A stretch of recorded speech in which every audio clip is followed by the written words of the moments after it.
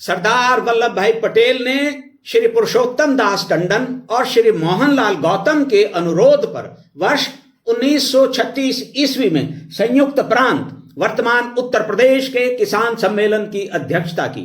सम्मेलन में अपने संबोधन में सरदार पटेल ने देश भर के किसानों की दयनीय स्थिति और दुर्दशा के कारणों पर विस्तार से प्रकाश डाला।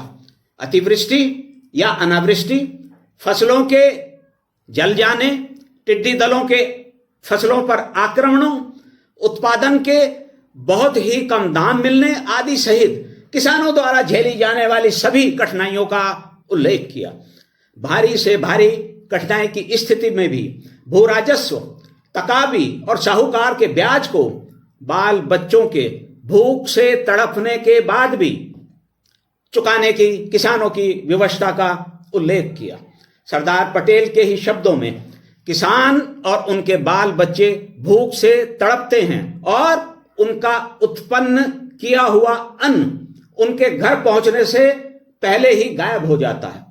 किसानों की इस दरिद्र दशा को सिद्ध करने के लिए आंकड़ों या प्रमाणों की कोई आवश्यकता नहीं है।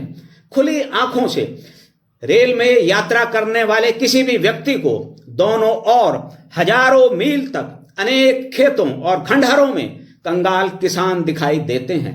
इससे बड़ा और क्या प्रमाण चाहिए। सरदार वल्लभ भाई पटेल ने किसानों की दुर्दशा और दुख के लिए शासन की नीति को ही प्रमुख रूप से उत्तरदायी माना। जमींदारी प्रथा को सरकार का समर्थक माना।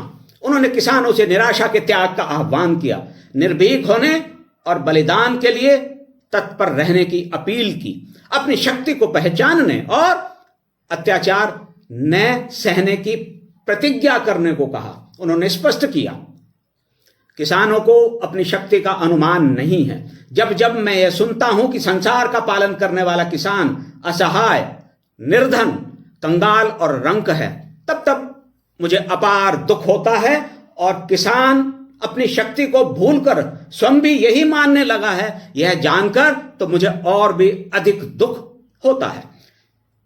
किसानों की समस्याओं के समाधान के लिए उनकी शक्ति के सदुपयोग, संगठन और अन्याय के समक्ष न झुकने के उनके दृढ़ संकल्प को सरदार वल्लभ भाई पटेल ने आवश्यक बताया। उन्होंने कहा, करोड़ों की संख्या किसानों का सबसे बड़ा बल है। इससे भी अधिक बड़ा बल उनकी श्रम करने की अटूट शक्ति है।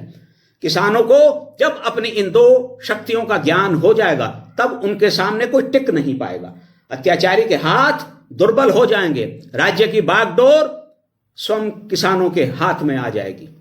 किसान कुरीतियों सहित अन्य दुर्बलताओं से बाहर निकलें, वे सुदृढ़ संगठन बनाएं, स्वाभिमानी बने, कृषि के साथ ही सहायक उद्योग धंधों को विकसित कर उनसे लाभ अर्जित करें, स्वच्छता, भ्रातृत्व और एकता को बनाकर रखें। सरदार पटेल ने अपने संबोधन में विशेष रूप से इस पर बल दिया। इस प्रकार किसान वर्ग की आत्मनिर्भरता, उत्थान और संपन्नता के संबंध में दीर्घकाल तक प्रासंगिक रहने वाले विचार प्रस्तुत किए। सरदार पटेल निसंदेह एक महान किसान नेता थे। वे ग्रामीण भारत की अति सुदृढ़ आवाज थे।